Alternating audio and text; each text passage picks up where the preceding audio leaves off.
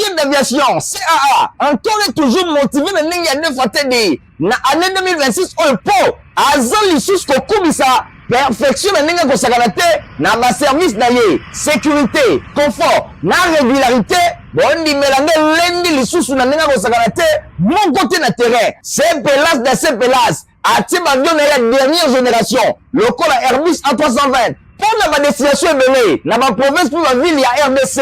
Bongo Sénaté, na 2026 Oyo, CAA, a conquis 34 ans mokoka, na service ma client na ye. Ah, CAA, mon CPLC.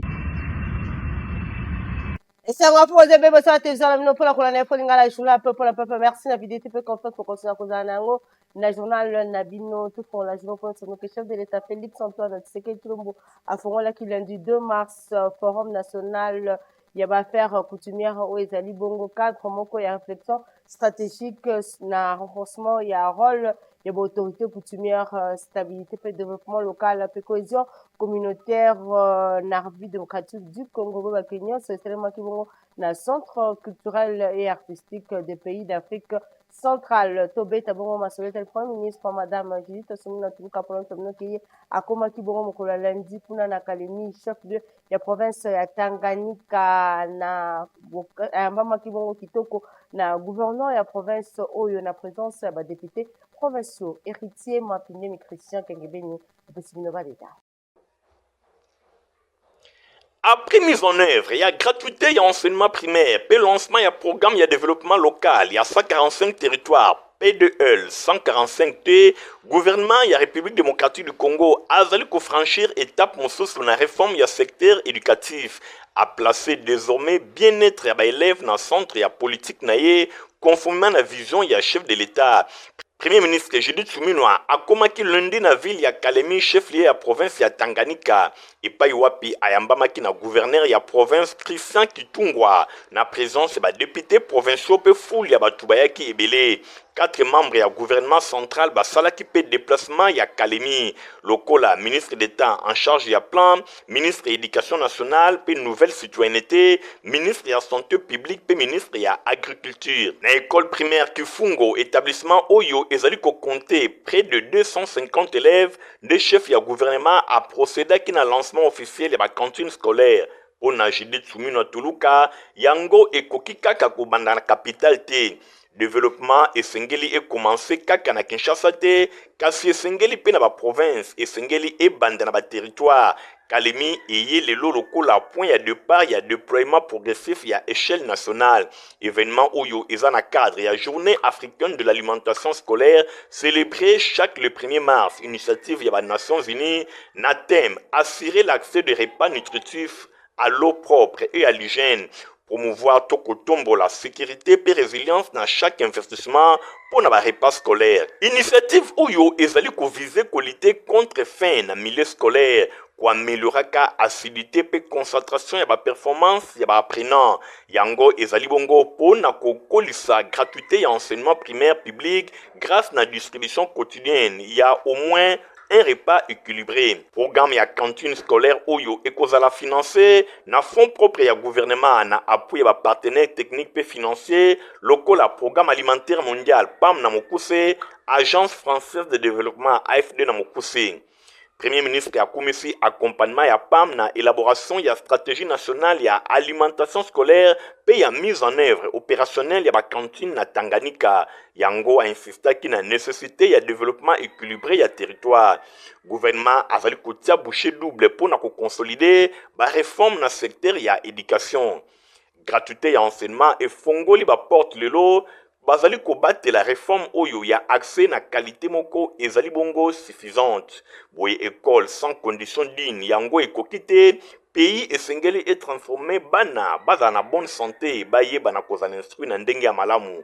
Na tour na ye ministre d'État en charge de l'éducation nationale pe citoyenneté Raissa Malou a commis initiative oyo pe a confirmé volonté ya gouvernement ya kokende progressivement na ba cantine scolaire na ensemble ya mboka. Boye sika wapi ba conviction scientifique ezali ko se reposer esengeli ko soutenir ministère ya plan chaque franc oyo ezali investi na assiette scolaire ezali bongo levier ya croissance pour lutter contre décrochage, tout booster réussite et sengeli ko transformer ba dépenses sociales pour investir mingi na oyo etali capital humain ndenge ministre ya plan a déclaré na ngambo na représentant directeur pays ya PAM David Stevenson ye a félicité gouvernement pour l'adoption de la stratégie Oyo, a précisé que la province de Tanganyika PAM a appuyé actuellement 78 écoles primaires au Bimba na Kalemi. Na journée Oyo ya alimentation et Sengeli Bongo, baye banakotalisa engagement ya PAM pour travailler main dans la main et l'ongona gouvernement peut partenaire technique et financier ya communauté nyonso pour renforcer le programme ya alimentation scolaire peut progresser vers avenir moko Oyo mwana akoye banako apprendre dans bonnes conditions. Avant qu'aussi sa mission na Kalemi, chef ya gouvernement a partagé qui repas et longo na ba élèves s'il y a bon démarrage ya programme Oyo pe a visiter qui ba produit Oyo ya potager mingi ya ba champ scolaire Oyo ezali destiné pour na ko approvisionner ka cantine boy approche Oyo ezali bongo ko renforcer alimentation à ba élèves pe lisusu ko soutenir ba marché locaux pe ko contribuer na dynamique économique ba parents ba élèves pe habitants à Kalemi ba remercier premier ministre pe batelisi que programme oyo eko permettre na bana na bango bayeba na kozala efficace na école na nzela ya projet oyo exécutif central azali koluka ko garantir accès na ba services sociaux de base conformément na 4e pilier ya programme d'action ya gouvernement 2024-2028 oyo ezali kotia na avant-plan renforcement ya capital humain. Le vice-premier ministre en charge de l'économie nationale, Daniel Mukoko Samba, a lancé il y a lundi 2 mars pour la fleuve Congo Hôtel, le premier forum d'affaires République démocratique du Congo-Japon. Pas plus, l'une de nos détails. Lundi 2 mars 2026, ezalaki bongo lancement ya premier forum d'affaires RDC-Japon. Yango ezalaki officiellement lancé na Fleuve Congo Hotel. Na occasion wana vice-premier ministre, ministre de l'économie nationale, Daniel Mukoko Samba, a livré ki message moko ya makasi en faveur ya partenariat économique oyo ezali renouvelé entre République démocratique du Congo et Longona Japon. Pour le gouvernement ya RDC, forum oyo esengeli esuka kakate na simple cadre ya échange. Kasi esengeli bongo eyeba na ko marquer point moko ya partenariat moko industriel ya nouvelle génération fondé na transformation locale pe na ba matière première pe na création ya ba valeur na sol congolais. Le Japon et la République démocratique du Congo sont des vieux partenaires. Les relations économiques entre nos deux pays, contrairement à ce que l'on croit très souvent, ne datent pas des années 1970. Les données disponibles indiquent que le Japon était un des principaux partenaires commerciaux du Congo belge avant la Deuxième Guerre mondiale. C'est pourquoi je voudrais exprimer le souhait que ce forum ne soit pas une simple plateforme d'échange, mais plutôt le point de départ d'un partenariat industriel de nouvelle génération.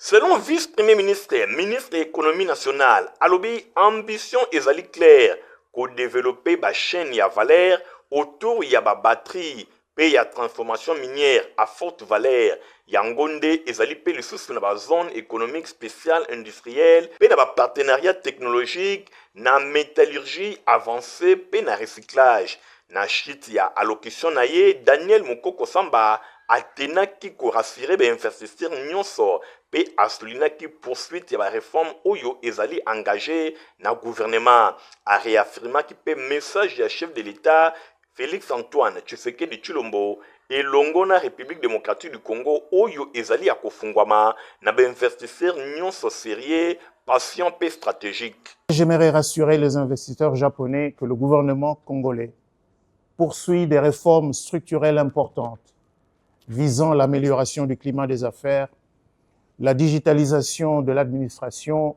le renforcement de la gouvernance minière et la modernisation du cadre des partenariats publics-privés. Organisé na ambassade ya Japon, forum oyo ezali ko viser ko explorer mingi pe ko tombola oyo ezali mingi ba opportunité ya investissement na République démocratique du Congo pe ko luka ko renforcer coopération économique entre RDC et Longona Japon na dynamique moko ya partenariat durable pe mutuellement bénéfique. Le tabou masolo etali autorité ya référence ya Palou Didier Mazenga Mukanzu oyo akitaki dimanche 1er mars na Bouma accompagné na ba militante peu ba militant ya Palou pour na ko déposer gerbe de fleurs na mausolée et Antoine Gizenga témoin événement Michael Bristoto. Et ça, lelo, c'est jour pour jour. Depuis le patriarche Antoine Gizenga Fundi, article Mabélé Bangkoko, la moyenne autorité de référence, à partir du moment où c'est unifié. Le dernier fils idéologique de Gizenga, le chef du parti Didier Mazenga Mukanzu, Bobenga ye Mister Livre d'Or. Après retour na Congo central, dimanche 1er mars, à Salaki descente musclée, Yemoko Awana Bouma, na résidence Antoine Gizenga, Wapi Paya Zalaki accompagné, na secrétaire général AI, Mwana Mboka Doleka Chama, et Longona Bakadro, Pema Milito ya Palou. Sur place, Aya Mama Kitoko, et Paya Mama Anne Mbouba, veuve ya Antoine Gizenga, et président de ma femme guide ya Palou. Si Manango, Bakenaki Kota, Tina mausolée ya immortel, Antoine Gizenga Fuji, Wapi Paya Didier Mazenga Mukanzu, autorité de référence ya Palou, à s'inclinaki, pe a déposé qui gerbe de fleurs naïe, après a tindika qui crie de guerre oyo. Peuple vaincra, vaincra, vaincra. Nakobima, alelisa ki lokole, elela.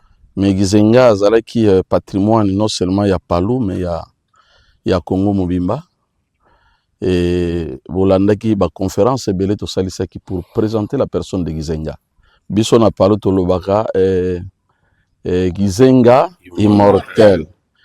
Tant to lobaka Gizenga immortel eza lukutate, c'est-à-dire que akufi na nzoto mena molimo zana biso. Parce que combat oyo balingaki que combat to continue combat bando salana nonengane Lumumba ezali Congo ezala Congo ya malamu et yango combat wana biso balumumbiste ba nationaliste tozo continuer na combat wana boye lokola anniversaire ya mama Anbuba et utaki koleka le 28 février lokola ye moko autorité de référence azala quitté alingaki kotika mokolo ngwele kabongo te bana nyonso ya Palou et le mon autorité de référence ba nyataki mbotama elamu.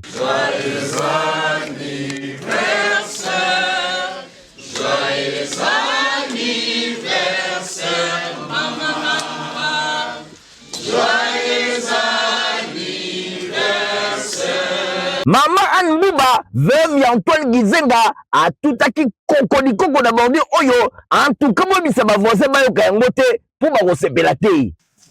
Parti mosusu ezali te oyo tombola pongo kaka Palou ya Gizenga atikaki c'est la vérité. Parti moko oyo eza na Congo oyo bakongole batikaki eza Palou soki basali parti mosusu d'accord moko ezalaka na parti moko te mais Palou nde bino bosimbi yango bino bakolo nango c'est ministre gouvernement ya parti Didier Mazenga Mukanzu ye wana totikali na ye wana akopesa biso mitindo nyonso nyonso elekanaki kitoko vérité boye bakezalaka tetu po babombaka yango te boyoki Antoine Gizenga Fuji tala Palou otika yango oyo Didier Mazenga Mukanzu akumbelaka koba kopema na kimia kombeza ko continuer kitoko elongo na dernier fils idéologique na yo Didier Mazenga Mukanzu bobenga ye l'homme de Kisalo na Ntoala Kutuba na Nima Mister Livre d'Or. Honorable Maotwene élu ya Selemba Wakitaki na avenue du 24 novembre pour na évacuer mituka nyonso oyo ezokosala ba accident côté kuna na ndenge ekomi au créer bon embouteillage. Reportage Christian Kengebi. Tango tobengaka ye honorable nul est responsable ezalaka na ntina po tango nyonso azalaka na écoute ya population na ye ya commune ya Selembao oyo bapesa ye mandat pamba te mikolo eleki azalaki saisi na même population oyo avandi nzinga ya route 24 novembre ke bamituka oyo esala baaccident etondi ebele na nzela kobanda libulu ya kitoki mosi tina zape nyonso wana ezali kokoze ba embouteillage pe baaccident misusu kutu esali déjà presque 2 mois kaka esika moko. Molobeli ya peuple honorable Maotwene Papa Selembao très attentif azwa kimbela ti epai ya bakambi ya ville ya Kinshasa, précisément ministre provincial ya transport pour na évacuation ya mituka oyo na esengo ya population bazanga kite koloba boyi. Merci pas ya honorable Maotwene nde na sale effort pour mituka nyonso oyo elongwa. Tala biso ba mama to lukambo na prince. Donc mituka ne vanda ki somme bana bazoke de classe bazo dévier macadam donc honorable na PC merci mille. 2 mois, plus de 2 mois, on l'a monté. Pour tout le monde, honorable, Mahon Twe, aïe sur le long ma belle, aïe sa intervention tout le long.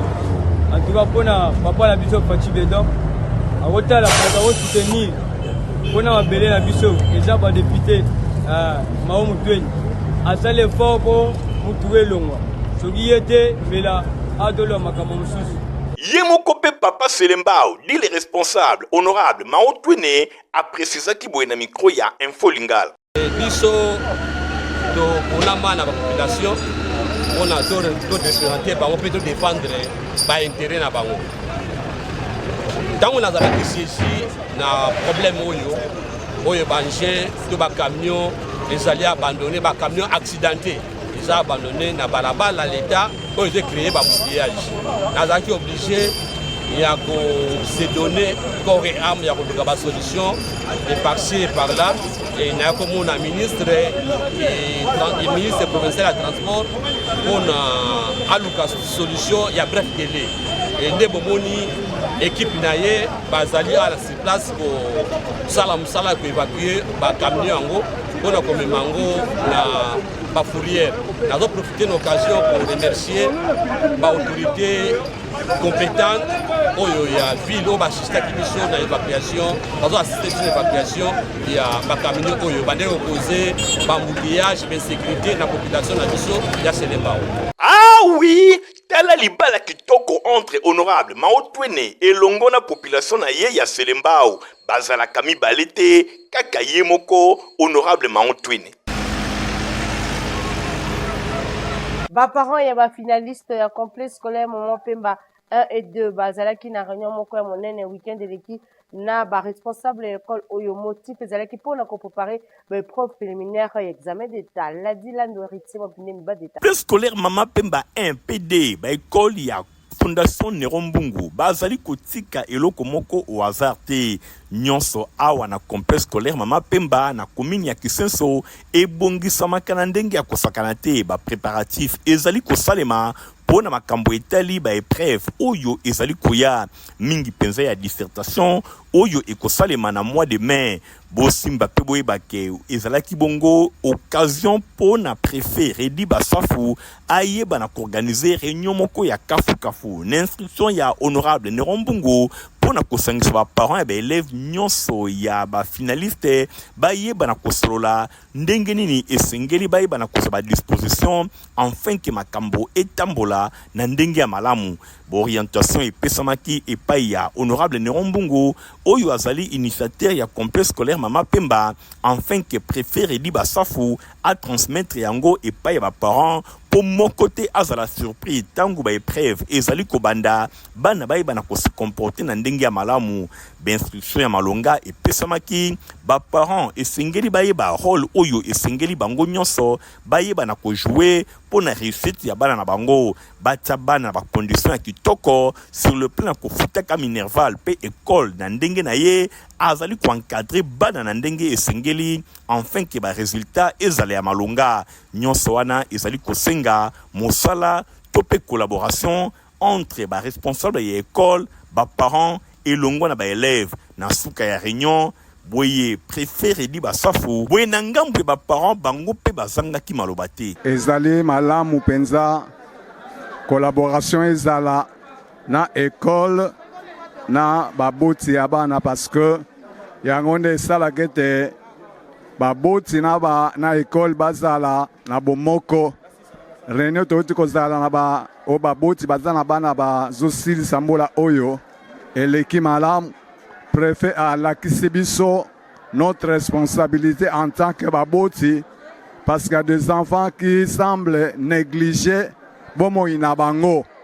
Ayebisi biso ke bana mususu lokola bakomi na 6e bakomi ba négligent. Menzo kande na 6e eza classe moko ya mutuja ezo senga attention soutenue comme ça bana bazwa makanisi parce que c'est simba bomo inabango mobimba. Ezala ya malamu. L'école fait son devoir, nous aussi les parents devons faire le nôtre. Nako soutenir bana, ko suivre bana, ko futa minerval, ko landela bango na lolenge sengeli, ko yebisa bango o sengeli en tant que responsable parce que bomo inabiso éducation toko tia bango na limbota yango pe ba komema na école. Vraiment eleki malamu, c'est une interpellation pour nous les parents. Nous devons être des parents responsables pour nos enfants. Nzamba bakisele papa Nerombungu abakisele mbula abakisele longue vie na likanisi ya malamu azwaki asalaki ekole tozosepela baparent ndenge alakaka biso na réunion mosusu tosalaka na ye alobi bapara bosunga ngai nakobanda kobengana bana comme teli te biso mpe tosengaki ye yango tozosenga ye merci mpo akokisi posa wana contrat oyo tosinaki na ye alobaki akoloba abanda kobengana bana mingi te akokisi yango tosengi ye merci nzambe abakisele mbula nzambe pe apesa biso bapara makoki tosilisa pe minerval ya bana po bameka kosala examen d'état tozoya na bana awa po toyebi ye tolingi ye na motema moko oyo ya biso ye azokokisa yango ezopuse biso pe toya na bana ebele ekole ezanga bana te nzambe apambola ye abakisa ye na bana na ye na vi na ye mobimba ayeba kobakisela ye kasi tozosenga na ye turu oyo bosimba pe boyeba ke réussite na complexe scolaire mama pemba école ya fondation Nerombungu ezalaka bongo fruit ya mosala tango bamisusu bazali kolala honorable Nerombungu elongo na banyonso bazali kosala na complexe scolaire mama pemba MPD bazali kobongama pour l'encadrement ya baélèves afin que ba résultat ezala ya kitoko. Pour nous permettre na client na ye ba voyager na conditions kitoko pe malamu compagnie africaine des essentiels à Airbus 320 Hollande. Ah oui, compagnie africaine d'aviation CAA encore et toujours motivé na ndenge ya nefatedi na année 2026 oyo po azali lisusu kokubisa perfection na ndenge kosakana te na ba service na ye sécurité confort na régularité bondimela nde lendi lisusu na ndenge kosakana te moko te na terrain CPLAS na CPLAS atie bavion na ya dernière génération lokola Airbus A320 pour na badestination ebele na baprovince mpe bavile ya RDC bongo senate na 2026 oyo CAA akokisi 34 mokoka na service ya baklient na ye. Ah, CAA mosepelisi na masolo mosusu baki honorable Nerombungu ya rondaki weekend l'équipe hommage ya suka na papa Jean-Baptiste Pambu aza bongo bokilo ya chargé ya communication na ye Anto Bafuka nyonso lekanaki kitoko na salle MK kuna na commune ya Matete sur place témoin événement héritier Mapinde Mpela Diland. Après morgue, il y a hôpital général de référence ya Matete, nzoto ya papa Jean-Baptiste Pambu Lukanga, Tato Mobuti, ya mwasi ya Anto Bafuka Mbumba, oyo azali chargé ya communication ya son excellence Nerombungu Mungu. Yango ezalaki exposé na salle de fête MK, oyo ezwami na quartier Viazade, na commune ya Matete. Pour na ba dernier hommage honorable Nerombungu, l'homme du peuple, oyo ayaki wana akomaki sur place pour na kokabola mawa na famille ya Pambu. Sur place a déposé ki gerbe de fleurs na ye likolo ya sanduku ya mowei pe akendaki mbala moko ko fortifier mama Bijou Pambu Malonda molongani ya Anto Bafuka oyo akufeli papa na ye. Bosimba pe boyeba ke ye akufaki bongo dimanche 15 février 2026 na sima ya Bokono. Programme ya obsèque ya papa Jean-Baptiste Pambu John Poy pour na ba intime et prévoyait que lecture ya biographie ya mowei ba témoignage pe dépôt ya ba gerbe de fleurs boye nasima et yaki bongo misa et salemaki sur place pe recueillement na suka boye nasima ya mateya père Brino asambelaki po na veuve mama Sophie ba mweniko pe alekaki mbala moko na ba absut na suka ya messe levé du corps esalemaki mbala moko na nsima ya mo ya famille mpe bakendaki kokunda John Poi na cimetière Kimberley oyo ezwami na Mingadi de na nzela ya Congo Central. Papa Jean-Baptiste Pambu akufaki na âge ya 84 ans. Boye à part veuve atiki 9 enfants, kati na bango 5 garçons pe 4 filles. Bakoko pe bakokololo ebele tika ete molimo na ye epe manakimia pe tata Nzambe ayamba yango na mboka na ye olikolo.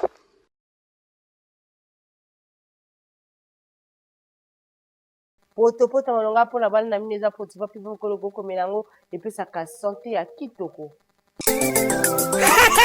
Protivap encore et toujours. Oyo mama bituna tuna aye bakateti lero apesa mwana ye bire. Ebe na santé kitoko boye. Olesaka ye nini? Aliaka Protivap. Soka ba mama nyonso batimbe ya Protivap potopoto kitoko pona ba bébé pro. Mama ye, soma ye. Mwana na ngai depuis abanda kolia akoli boye. Aliaka kaka Protivap. Protivap, protéine, vitamine, énergie. Azama yele na classe abelaka belaka te alimbaka te. Ba maman, félicitations na bokoneri bana. Protivap, facile à digérer et nourrissant. Ezana, protéines, vitamines et énergie. Hey, bébé na yo kitoko ninyo esaka. Ba ba ingakango, santé kitoko nzoto makasi. Matemi disa, mama letsa mwana. Sukana mbimbi, oye sukana mbimbi. Mabusa. Protivap. Metesat atindi prévision oyo eza consacré pour na variable agro-climatique pour la saison agricole ya 2026 pour na mois ya mars, avril pe mai bolanda. Boye ibolamu na bulletin agrométéo oyo ezali consacré na variable agro-climatique pour la saison agricole a ya année 2026 pour le mois de mars, avril pe mai 2026. Bosimba pe boyebake prochain début ya saison anormale ezali tardive pe ezelami na nord, na centre pe na est ya République démocratique du Congo. Mingi penza na ba province lokola Équateur, Maniema, Mongala, Nord Kivu, Sud Kivu, Haut-Uele, Bas-Uele, Nord Ubangi pe Sud Ubangi bakisa na province ya Chwapa pe Chopo. Par contre, début ya saison tardive anormale et kozala observé na ba province lokola ya Congo Central, Kinshasa, Mai-Ndombe, Kwilu, Kwango, Kasai Oriental, Kasai Occidental pe Kasai. Durée maximale ya ba séquence sèche oyo ya début ya saison A et kozala bongo mokuse pe anormal na ensemble ya République démocratique du Congo. Longola ba province oyo eza na régime moko pluviométrie monodale lokola province ya Lualaba, Okatanga, Tanganyika pe province ya Olomami.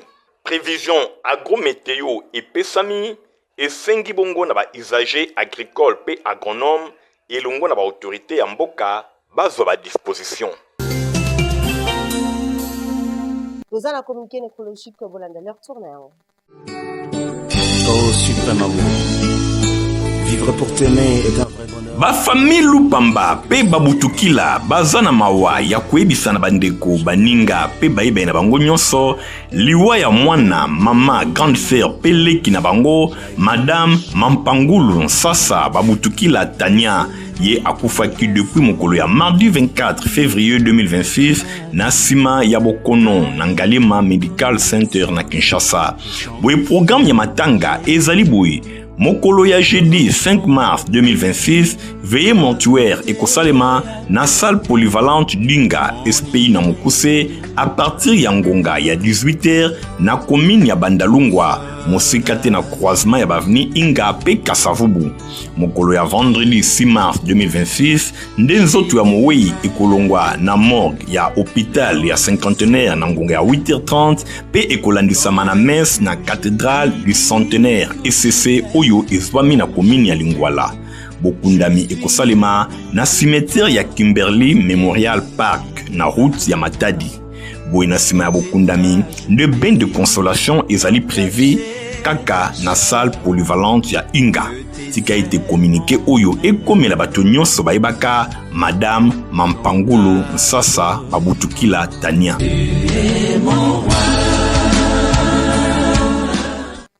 Bozala kebele pour na kola na info ngala journal peu pour la publicité qui vous s'appelle qui non vous merci na Christian Kengebe Nyazaki bongo na sima ya caméra pe na montage concours rédactionnel Nadine Nassona héritier Mapine merci par vous qui journal on a la minute de rendez-vous pour vous allez au revoir.